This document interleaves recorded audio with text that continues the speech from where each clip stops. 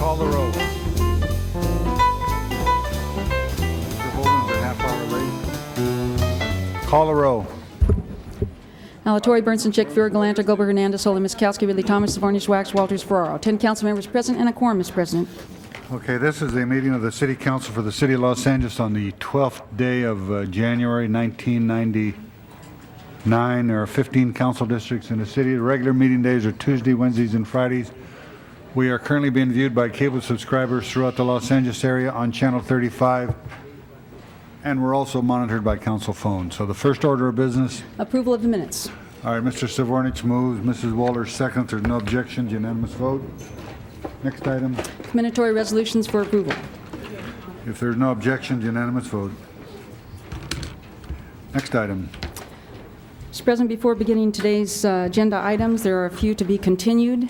Items 3 and 4, two of these hearing items are to be continued to January 26 in order to count the protest pursuant to Prop 218. Do we need a hearing on those? The hearing will be continued. Okay. All right. Is there any objections on 3 and 4 to be continued until January 26? Seeing none, that will be the order. Item 5, that's to be continued to January 26th. There's no objections, unanimous vote. Item 6, that hearing item will be continued to March 16th. There's no objections, unanimous vote. Item 21, it's been a request to continue that to the 26th. There's no objections, unanimous vote. 22, Councilmember Walters would like that item received and filed. There's no objections, unanimous vote. 27, Councilman Hernandez has requested that be continued 2 weeks to January 26th. If there's no objections, unanimous vote. Item 7 on today's agenda, Mr. President, you have a commission appointment. The Budget and Finance Committee has recommended the appointment of Robert Baer to the City Employees Retirement System for the term ending July 1st, 2000. Mr. Baird, would you come forward, please? Presentation. Were you with that? Yeah. No. There you go. Can I do that next? Okay, yeah. Thanks. Okay. Please sit down. We'll do the members of the council. Item number 7, City Employee Retirement System. Mr. Robert Baer. Any discussion on this? Mr. Fuhr moves. Prepare the roll. Tabulate the vote. 10 ayes. Mr. Baer, you've been approved. Thank you for serving the city, and we'll send that forthwith. Any other commission appointments? Yes, you do. You have items 25 and 26. These are mayor's appointments of Fernando Torres-Gil and John Wentworth to the Board of Taxicab Commissioners. It's been waived by Transportation Committee. Fernando Torres-Gil, who escaped Washington, D.C. to come back to serve the city.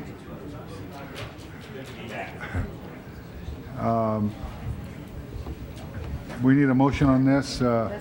Savornich moves. Any discussion on this? If not, prepare the roll on Mr. Fernando Torres-Gil. Tabulate the vote. 10 ayes. Fernando, you've been approved. We want to thank you for serving the city. I look forward to it. It's a pleasure. Thank you, sir. Forthwith on that. Mrs. Push my button soon enough, but I want to congratulate Dr. Fernando Torres-Gil on this appointment. He is a resident of Council District 9. I've known him for a number of years. I think he's an outstanding appointee, and I welcome him to the city family. Okay, the next item is John Wentworth. Mr. Savornich, he moves. Any discussion on this appointment? If not, prepare the roll, tabulate the vote. 10 ayes. Mr. Wentworth, thank you for serving the city. We'll send that forthwith. Thank you very much. Okay. Mr. Ridley Thomas for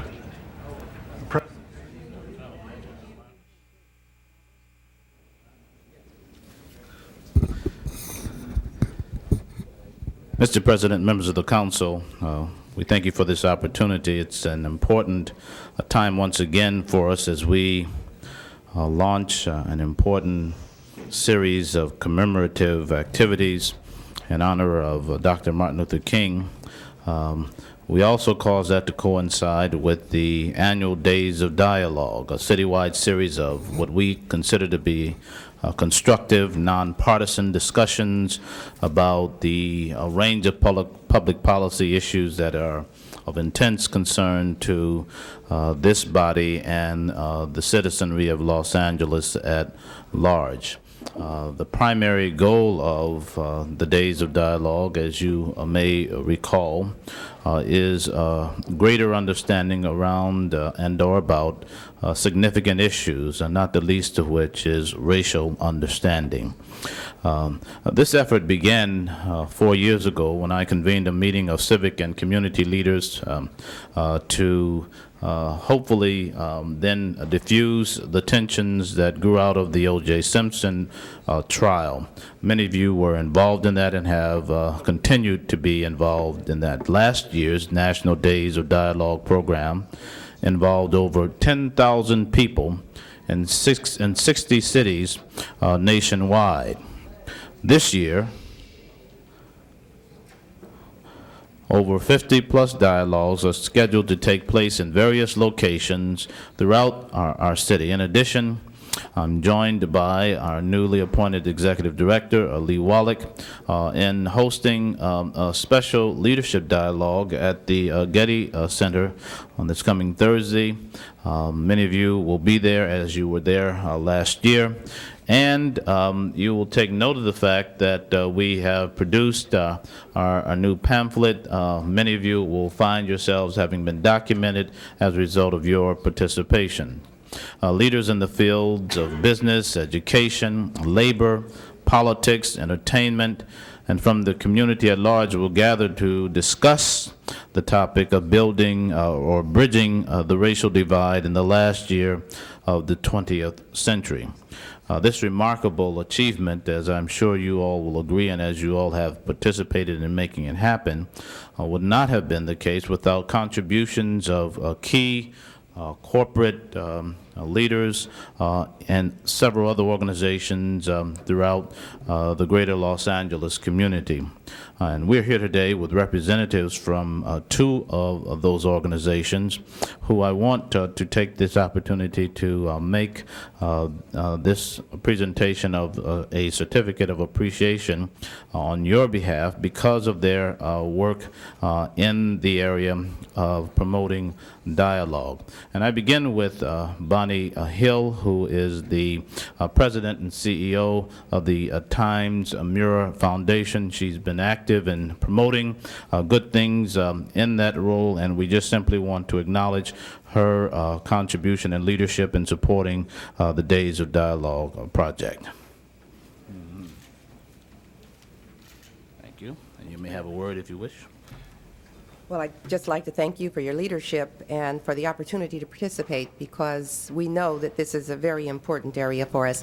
In a city as diverse as Los Angeles, you just cannot ignore the fact for the need of unity, and I'd just like to thank you for the opportunity to participate. Thank you very much. And followed by Ms. Hill is John Donner, representing the Pacific Bell Corporation. Mr. Donner is Executive Director of External Affairs, and you see him here with some regularity along with Pete Hernandez, and we wish now to have Mr. Donner come forward on behalf of the Pacific Bell Corporation. Thank you very much. Good. Thank you. John? Thank you for this recognition today. I've participated in the Days of Dialogue in the past and look forward to participating again on Thursday. Again, thank you. Mr. President, members of the council, I've made available to all of you videos of the Days of Dialogue process and the national report that has been published. I look forward to each of you hosting your own dialogues, as has been the case in several of the council districts throughout the city. Those of you who have been active participants from the beginning, I wish to thank you. Those of you who are inclined to do so, we wish to welcome you. in a way that I think you will find rewarding for yourselves, your staff, as well as for the constituents that you represent. So once again, would you join me in saying thank you to Ms. Hill and Mr. Donner for their work in supporting the Days of Dialogue process. We thank you. Mr. Ridley Thomas, I want to congratulate you and thank you for the work that you've done on this. This is very, very important, and you've been there from the start, and you've not let up. You're tenacious, just like you are with the National Football League, and so keep it up. Thank you, sir. Appreciate it. Okay, the next item. Items 1 and 2, Mr. President, are required public hearings. These are street vacations in Council District 13. Might want to combine these together. I don't know if there's cards. 1 and 2, they're in Council District 13, street vacation. Is there anybody, we have somebody, item number 1, is there anybody in the audience who wants to be heard on item number 1? Seeing none, the public hearing is closed. Item number 2, is there anybody in the audience who wants to be heard in opposition? Seeing none, the public hearing is closed. So we have item number 1 and 2 before us. I need a motion to approve the vacation. We have a motion to, Approve. Mrs. Chick moves to move the vacation. Prepare the roll on item 1 and 2. Tabulate the vote. 10 eyes. That is approved. Next item. Items 8, 9, and 10. These are items of which public hearings have been held. You have ordinances on 8 and 9. Okay, is there any specials there, 8, 9, and 10? If not, prepare the roll on the committee reports and the ordinances, and they'll go over a week. Tabulate the vote. 10 eyes. Those are approved. The ordinances will go over 1 week. Next item. Item 11, Mr. President, this is a required hearing. Budget and Finance Committee is recommending approval of the annual brush clearance inspection fee adjustments to recover cost. Is there any discussion on item number 11? If not, prepare the roll. Tabulate the vote. 10 eyes. That is approved. We'll send that forthwith. Next item. Items 12 through 24 are items of which public hearings have been held, with the exceptions of 21 and 22, of which you've taken action on. Okay, let's see. We have people who want to be heard on. 12 through 24. We have somebody who wants to be heard on 13, so we'll call that special.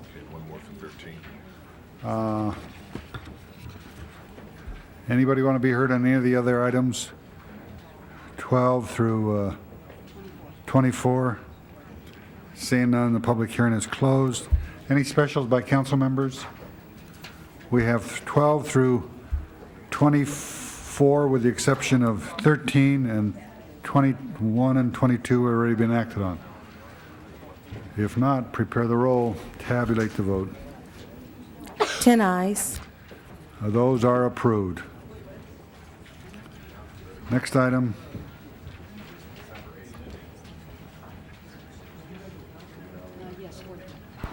Items 25 through 40 are items of which public hearings have not been held. What is that again? 25 through 40, you've already continued item 27. Okay, we have cards on 29.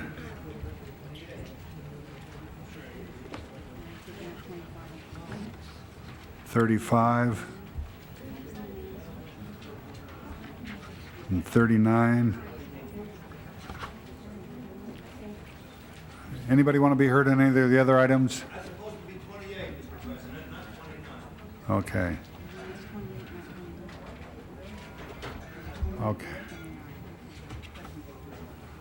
You better do a little better job of writing, Mr. Shapiro. Okay. Public hearings closed on all the other items. Anybody want any specials by council members? Prop 5 motion on item 33, Mr. President, you'll have to take separate votes on 33. Yeah, we'll call that special. Okay, so prepare the roll on 25 through 40, with the exception of 28. No. Yes, we do. A card on 31. 30, 33. 33, 36, and 39. Prepare the roll on the balance. Tabulate the vote. 10 eyes. Those are approved. Okay, the next item, Back to the specials, 13. we have people who want to be heard on 13.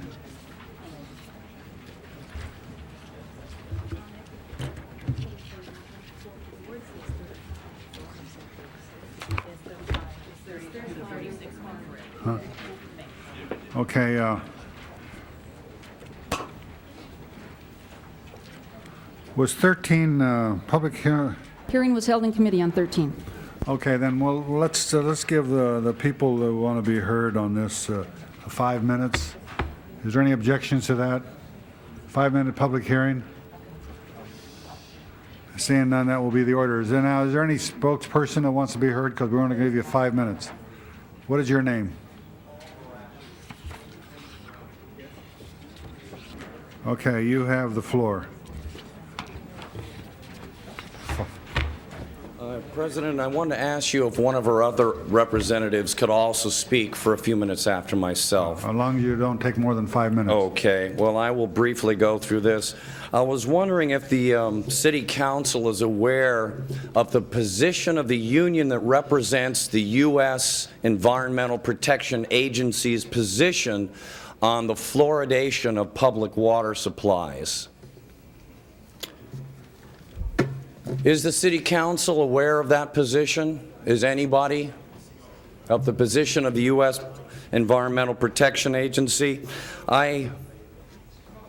Okay, this is a letter from the National Federation of Federal Employees, Local 2050, and I will read this to you. This is dated July 97. It says, our union represents and is comprised of the scientists, lawyers, engineers, and other professionals at the headquarters of the U.S. Environmental Protection Agency here in Washington, D.C. The membership vote was unanimous in favor of co-sponsorship. It is our hope that our co-sponsorship will have a beneficial effect on the health and welfare of all Californians by helping to keep their drinking water free of a chemical substance for which there is substantial evidence of adverse health effects and, contrary to public perception, virtually no evidence of significant benefit. Our members' review of the body of evidence over the last 11 years, including animal and human epidemiological studies, indicate a causal link between fluoride, fluoridation, and cancer, genetic damage, neurological impairment, and bone pathology. Of particular concern are recent epidemiological studies linking fluoride exposure to lower IQ in children. As professionals who are charged with assessing the safety of drinking water, we conclude that the health and welfare of the public is not served by the addition of this substance to the public water supply. Now, that is a letter from the union that represents the U.S. Environmental Protection Agency. I'm wondering if any of the people who have decided to fluoridate Los Angeles and the state of California have paid any attention to the U.S. Environmental Protection Agency, since they are the ones that do the studies, they are the ones that know the facts. Dental and medical organizations are practitioner organizations of students of medicine. They are not scientists and they are not researchers, but those are the people we are giving credit to on making the decisions about putting fluoride in our water. Okay, who else wants to be heard now? You only have 2 minutes left. Thank you, sir. Ladies and gentlemen of the City Council. What is your name? My name is Doug Crago. Okay. You have the chance to do something good here today. Los Angeles is a beautiful city, a great place to live. I like it here a lot, but we are different than other cities. We have lots of creative, independent people. We also have the distinction of being the largest city in the United States to resist fluoridation so far. It makes us stand out from the crowd. We haven't gone along with the program, even though the city officials have wanted fluoridation for decades. In 1975, voters rejected fluoridation. It was the voters in the poorest areas, the ones with the supposed to benefit the most, who voted overwhelmingly against fluoridation. Perhaps they knew that the malnourished members of the community would suffer the most from fluoride, and that African Americans suffer dental fluorosis at a much higher rate than white Americans. When fluoridation started in 1945, the promoters knew it would cause some dental fluorosis. It was viewed as a trade-off, and they thought it would be 10% of the children would suffer from dental fluorosis. The Centers of Disease Control is about to release a report saying 22% of American children now have dental fluorosis. Do you really believe that a substance that is a rat poison and insecticide can only have the effect of preventing some cavities, not have any other effects on your body? In case you didn't know it, fluoride is as toxic as lead. A few grams of either is all it takes to kill you. We've spent millions on pumps, pipes, and chemicals for this massive administration of medicine. Can we not find any money to study on what effect this will have on our people?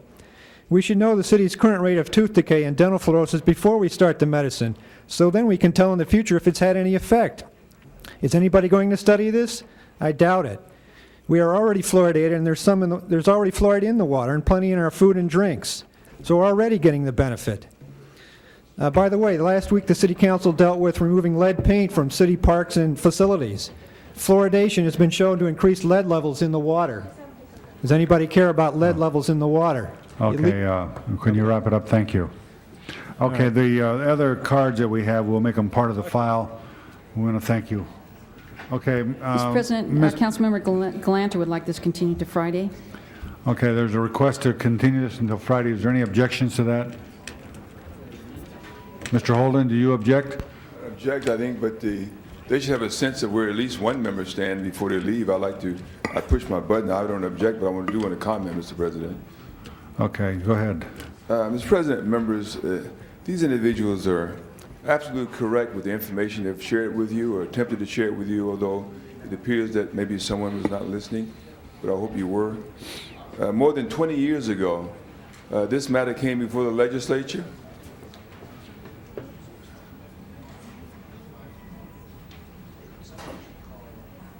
I'm not going to say anything bad about it because it ended up in the newspaper again. Anyway, Mr. President and members, this matter came before the legislature, and there was a clear indication by all the statistics that were available that the cancer rate in San Francisco, where they were using fluoridation for the water, it was higher, and the legislature voted against giving the authorization to local governments to do this. It's true that the city did have an opportunity to vote on it, and the chemical companies were putting money into the campaign to vote for it, and yet the people used a wiser judgment and voted against fluoridation. I mean, now we are in a position where we can impose it on the people even without their will or without their consent, where they'll have no choice. For those of you who drink bottled water, well, okay, it won't bother you. But what else do you put in your body more than you put water? Food, a certain kind of food. Whenever you put chemicals in your body, a foreign substance, it will contaminate your system. And for the people who are forced to drink the tap water, won't have a choice. I think it's been working okay the way it is. I'm for one, when it comes up for a vote on Friday, whenever it's going to come up, will certainly vote against it because I don't think it's the right thing to do. It's going to cause health problems, and we know it. Maybe some of the members don't care that much about it, Mr. Ferrara, but nevertheless, that's the case.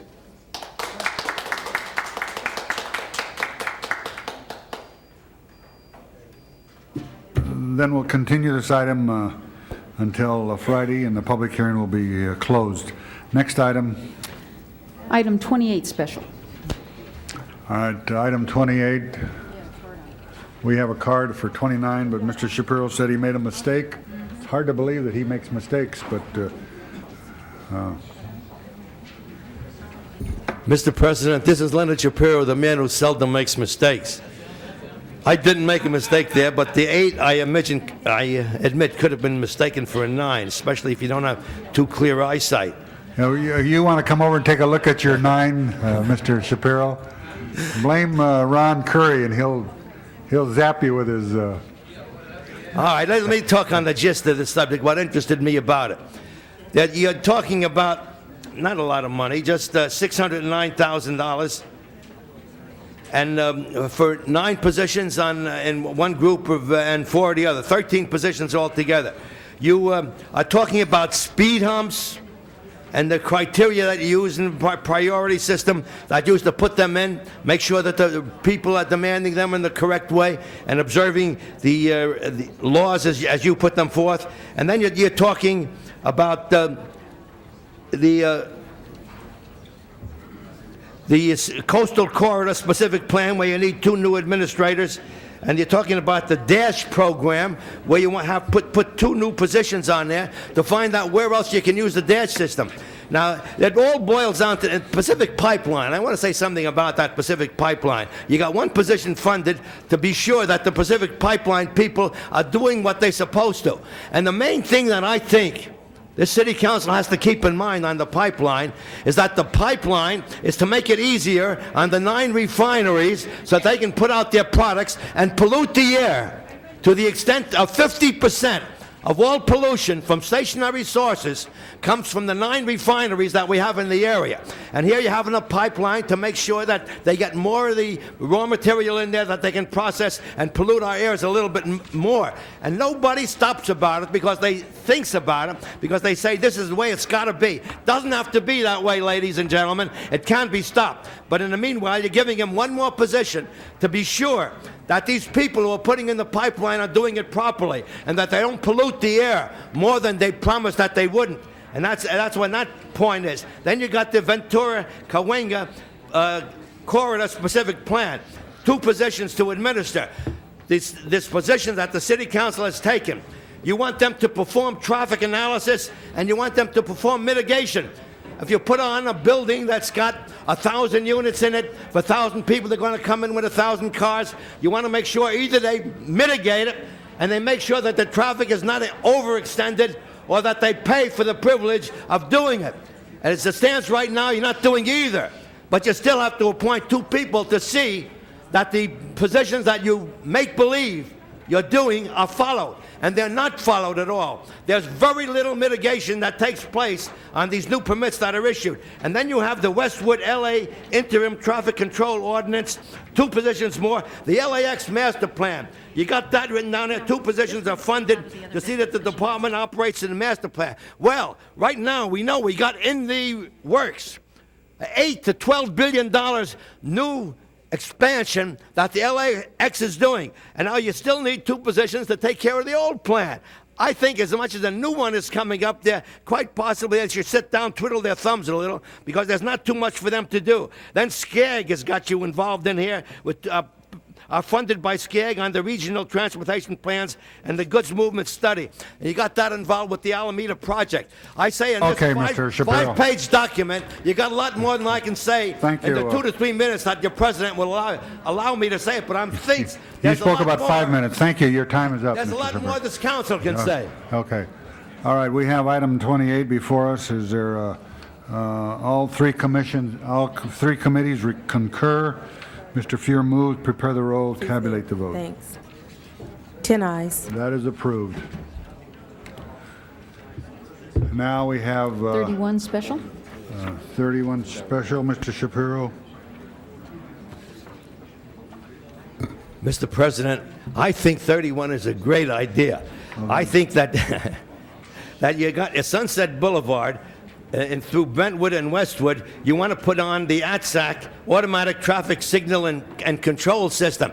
I think that's one of the best things that the city got. And I would make the request that everybody on the city council and everybody who watches this on TV, make it a point to go down to that ATSAC office where they're doing a great job. Sure, they spend hundreds of millions of dollars, but this is one case where the money that's spent is used for a good purpose to control the traffic that we've got. But you know, now you want them to fix up Sunset Boulevard between Veteran Avenue and Kenter Avenue, and it's going to cost you $1.1 million, of which you're going to appropriate $750,000 at the present time. That's okay.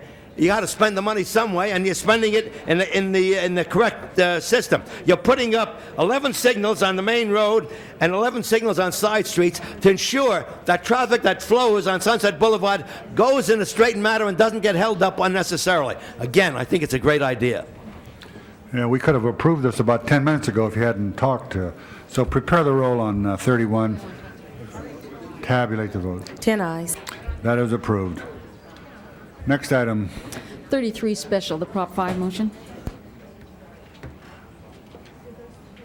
Is there any discussion on this? First vote would be to assert jurisdiction. All right, well, item 33, prepare the roll on asserting jurisdiction. Tabulate the vote. 10 eyes. That is approved. Now we want to refer this to Councilman Alatorre has asked in his second portion of the motion to refer it to his office. Our office will have to monitor this, Mr. President, because you have 21 days in which to act, so we'll have to keep checking with his office to put it back on the agenda. Okay, there's no objections. The matter is referred to Council District 14's office. Next item. Item 35 special. Mr. Shapiro. Mr. President, items 35 and 36 are on the same matter, and I think they're both good ideas. Here's a case where you got the bureaucrats in this system, what is it, 42,000 of them working for the city right now? You got them making the determination that they're going to give service to people in the outlying districts. But to allow them to get these building permits when they need it, they charge them extra money. 7%. Now, nobody knew this for a long time, but somebody discovered it now, and they say, why is it fair? If they're doing a good job by giving the permits out in the field, out in districts where people can do it without fighting the traffic that I had to fight this morning to get here in an hour and a quarter, and to fight the parking situation all over the place, if they're doing a good deed and letting the people get the services where they need them out in the districts, why charge them extra? Now, this is to correct that situation. And Ms. Sikowski and Ms. Chick are correcting the situation. And whenever you do a good thing like this, you should be proud of it. I back you. Oh, I'm sure that you feel good about that. Okay, we have item 35. Prepare the roll. Tabulate the vote. 10 eyes. That is approved. 36, did we refer that? No, 36 was not called special or referred by Chick. You called 39 special. We have a request to refer it to... Well, that's up to Chick. I think engineering wanted to do it, but not Chick. Mrs. Chick? Mrs. Chick, we have a request to refer 36 to Public Works? You don't want it to go to Public Works? Okay. 39 is next then. Okay, we have Mr. Shapiro.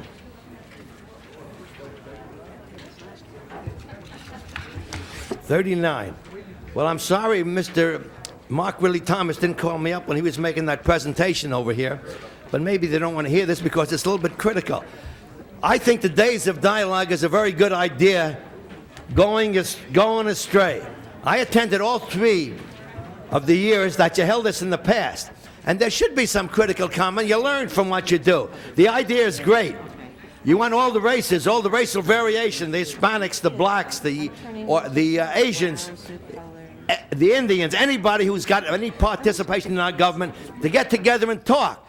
But somehow or other, if anybody goes to these meetings, and I've seen very few council people there, but the few council people who go there know it's not accomplishing this. You're getting basically senior citizens coming out to these meetings, some middle-aged groups, but no youth whatsoever. And if anybody can use this type of training of talking between the various races and finding out how you can work together, it's the youth. And on top of that, I don't like where usually you come into a group, and I've been to meetings, there's no blacks altogether, and 1 or 2 Hispanics. And when the city is composed of 50% Hispanics, that shouldn't be. Somebody who's running this thing isn't running in a proper way. I think it's important to everybody, and I think somebody, in addition to giving themselves kudos and pats on the back for doing a great thing with a good idea, I think somebody should cast a critical eye upon this and say, how can we better this thing? How can we make it more effective? Because I think it can be made more effective by appealing to everybody. Mr. President. Okay. Okay, we have item 39 before us. Is there any discussion? Mr. Wax, did you want to be heard? Change the... Yeah, I don't think that there's any question, Mr. President, that it's not perfect, but you have to start somewheres, and you have to build on that, and that's exactly what Mr. Ridley Thomas began a few years ago. And you know, all of us recognize it's not even a matter of diversity on one day. Days of dialogue have to occur every day in every community in our city.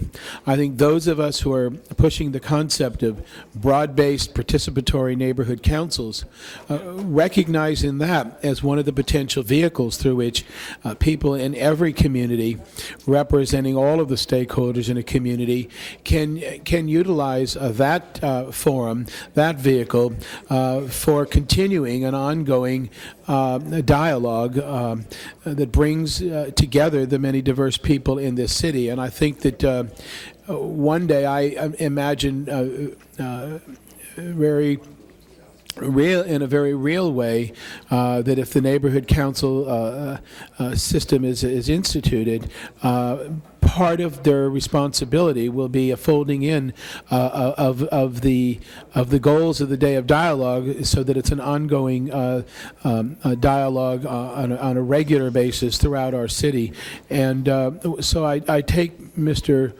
Shapiro's criticism of what it's not as valid, but I think that you've got to start somewhere. And the goal and what we have before us now is something that Mr. Ridley Thomas began and has been building towards the day when it really accomplishes that. So rather than be negative about it, I would just use this as an opportunity to redouble our efforts to encourage more people to participate this year, and look forward to a continuing basis when we have neighborhood councils.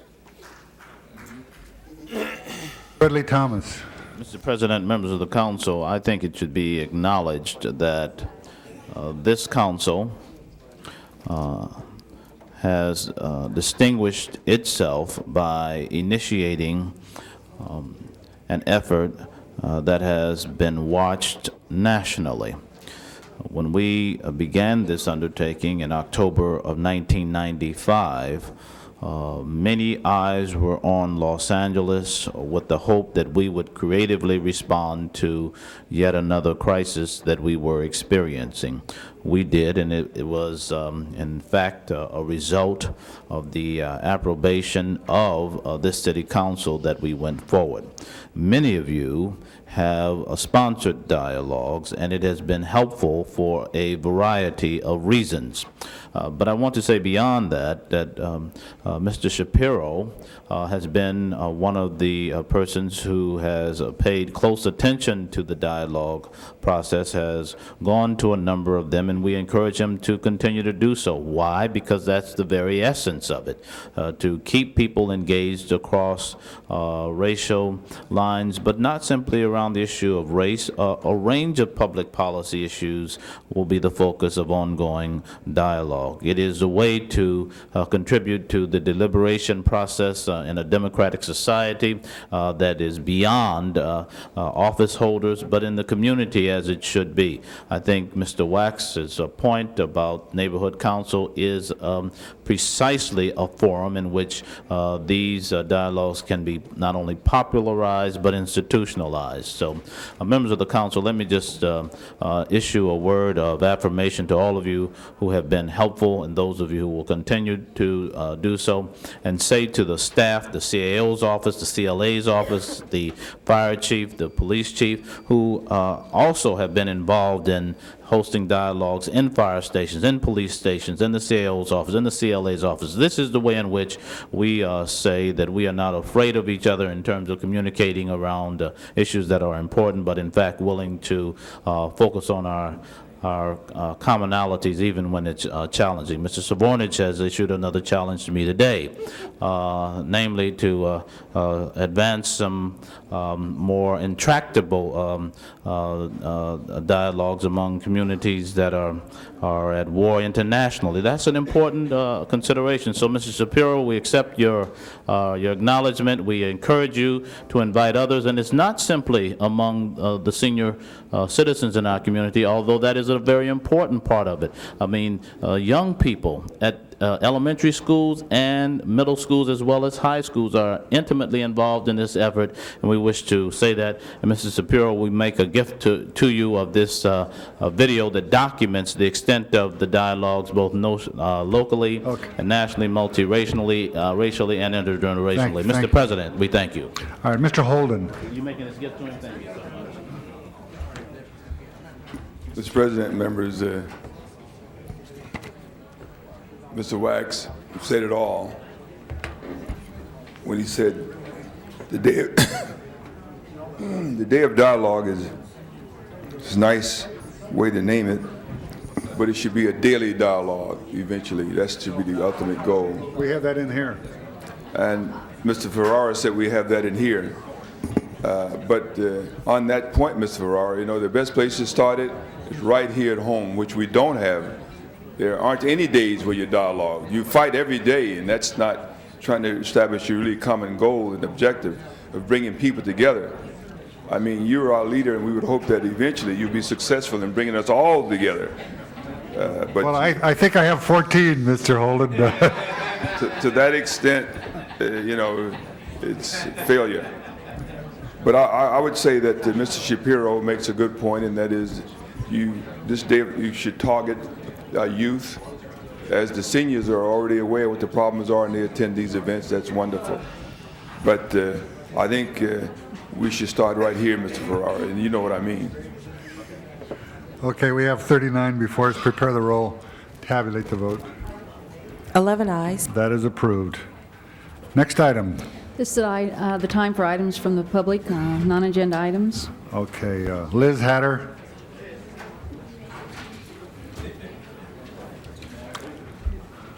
Thank you, Mr. President, and members present here. Again, I don't want to be known as a resident gadfly, but I've got a few things I'm cramming in here. I'm learning to speak a little more quickly. First of all, what my primary reason for being here, in all fairness, I deserve a service-related pension. We're talking 16 years, the harassment, the death threats. I could get boxes here of medical and legal documents that prove my case. And somebody please tell me it's not true that Sergeant Bill Flores received a $50,000 golden handshake when he left this job after once again being accused, and as I said, I hate the word sexual harassment. It's gender bias, people. Get the picture. And I want to know why Dennis Pelch is still on this job, aiding and abetting his sons who'd committed home invasion robberies, and he helped them on the lam. Number 3, I'm sorry, I'm segueing into different things here. I'm just trying to speak as quickly as I can. I've got an article here. Catherine Mader, Hatter demands removal. I took a very proactive part in the beginning with this. Again, this Inspector General, these again, I can't. These ad hoc committees are the same BS. They just have different titles.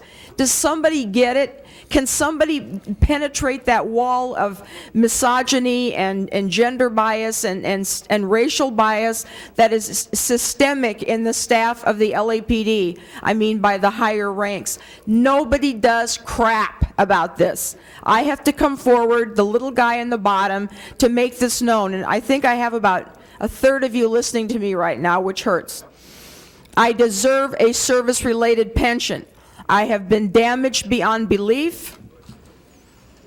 Untrue rumors spread about me, singling me out for unfavorable and dangerous work assignments to get me set up, at least on 4 occasions, to be killed or seriously damaged in the projects. I've got this already deposed by several of my supervisors who've had the guts to come forward.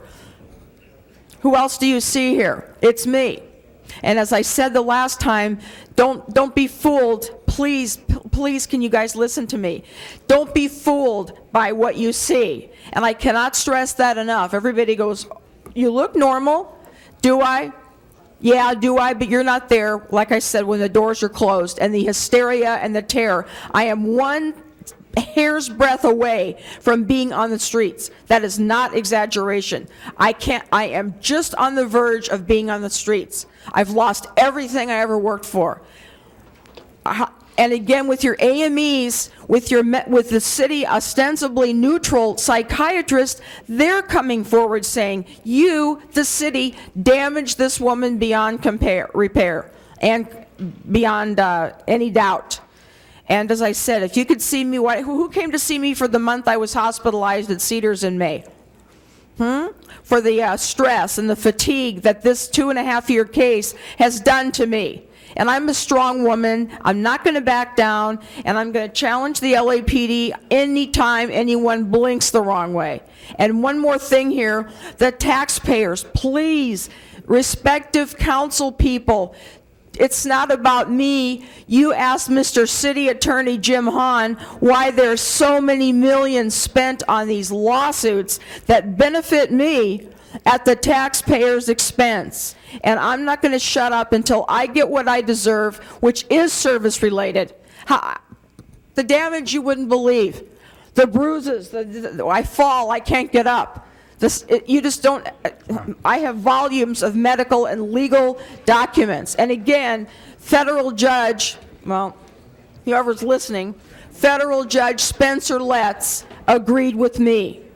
And the retaliation, the damage, the defamation, and I want to know why. I'm sorry. 2, I found out yesterday from Internal Affairs, Captains Brad Merritt, and I want this on public record, and you can be darn sure I'm going to get retaliated against, and Brad Merritt and Lee Carter, this last, please, I had a 10-page, 4-hour interview with Internal Affairs in February of '96.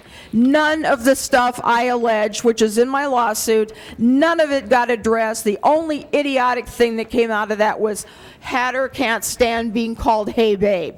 What a fool it made out of me. Okay, thank you. I think I gave you over 5 minutes, so all right, Mr. Candido Mars.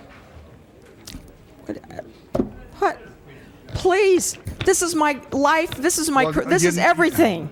This is not a frivolous fighting a traffic ticket in front of please. I am fighting off, I'm $23,000 in debt with credit cards, living on cash advances. I'm 3 months behind in my rent. I'm 3 months behind in my car payment. It's all I can do every freaking day just to keep my head above the water. And nobody challenges the system. It takes someone on the bottom of the food chain like me to get up here and have the guts to speak against the city at great personal loss, let me tell you, at a horrible price that I've paid. And how anyone can sit here and say that I don't deserve a service-related pension blows me out of the water. And if I was this damaged 15 years ago, you hired me, you gave me a gun, you put me in a black and white for 15 years, so if I am damaged before, who's got the bigger problem here? Please, I appreciate your time. I just don't want to.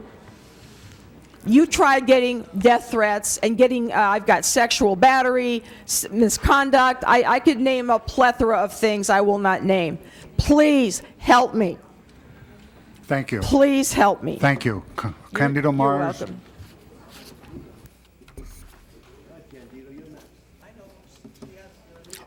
By the way, why did Bill Flores... Please now, you don't abuse your time now. We heard your message and we're trying to help, but please, would you step down because we have other people who want to be heard. Thank you.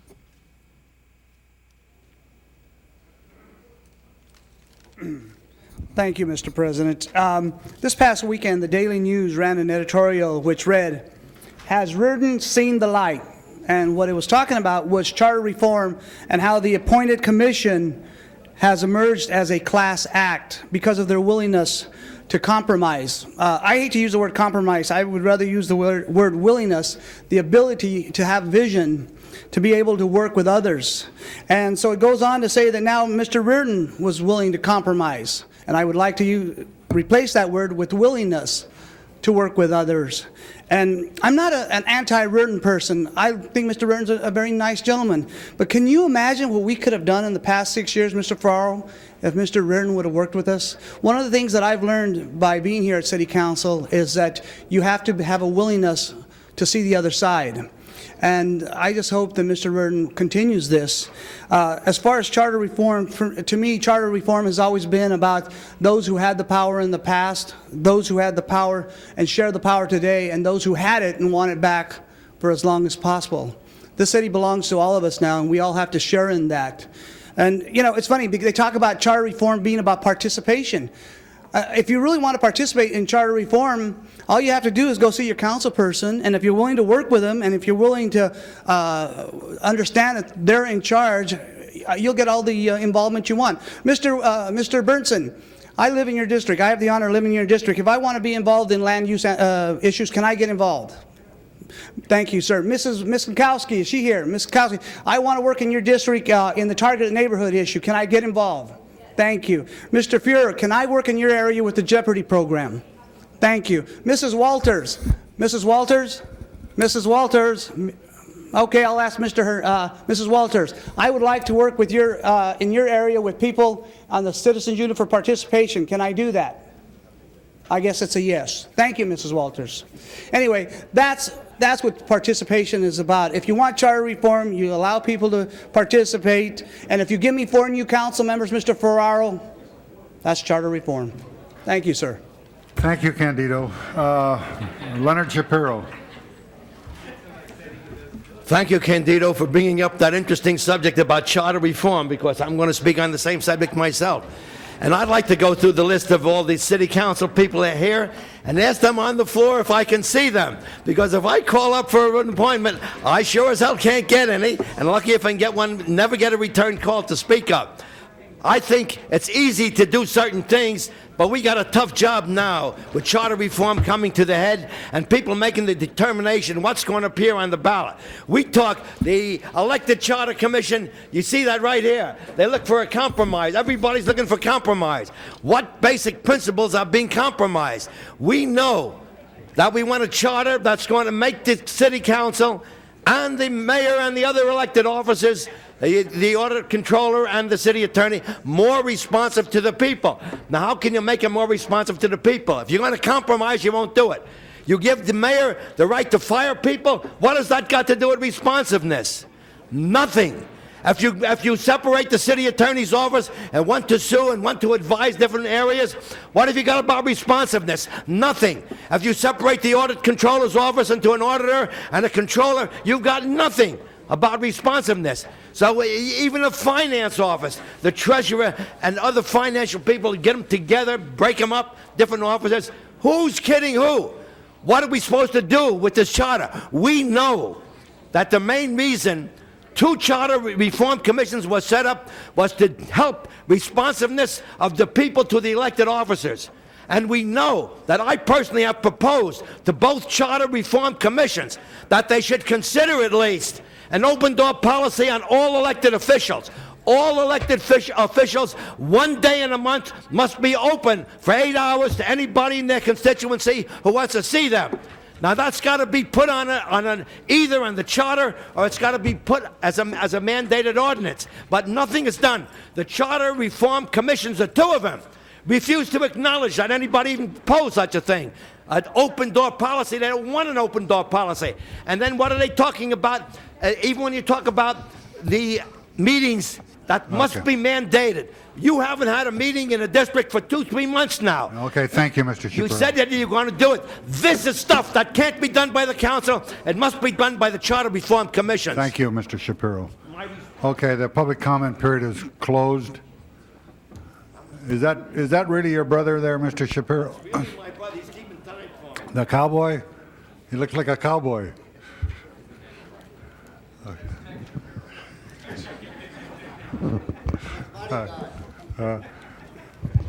Can you calm your brother down once in a while? Pull your gun on him. Okay, the next item. Motions for posting and referral. There's no objection, unanimous vote. Excuses on the desk, Mr. President. Councilmember Goldberg has requested to be excused due to illness January 12th through the 29th. Meets council policy for the exception of the 13th and the 22nd. I need a motion for those 2 dates. All right, Mr. Wax moves, unanimous vote. Councilmember Galanter has requested to be excused from today's meeting due to illness and from Tuesday's meeting, January 26th. City business. I need a motion for today's meeting. All right, Mr. Wax moves, unanimous vote. Councilmember Ridley Thomas has requested to be excused city business Friday, January 15th. Need a motion from the floor? Will we have a quorum? Yes, you will. Okay, Mr. Wax moves, unanimous vote. And Councilmember Hernandez has requested to be excused from today's meeting due to illness. Meets council policy. Unanimous vote. The desk is clear, Mr. President. Okay, do we have anything else before the council? Adjourning motions? If not, the council is adjourned. Oh.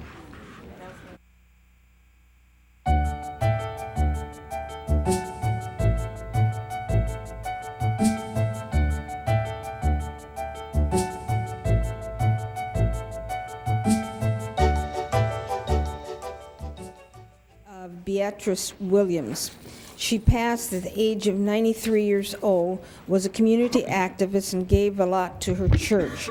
She is survived by her daughter, Faye Washington, our former staff person, and 7 other sons and daughters. She has 60 grandchildren and 43 combined great and great-great-grandchildren.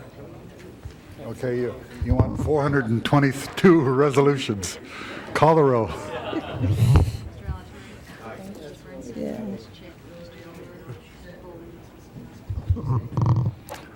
The council is adjourned.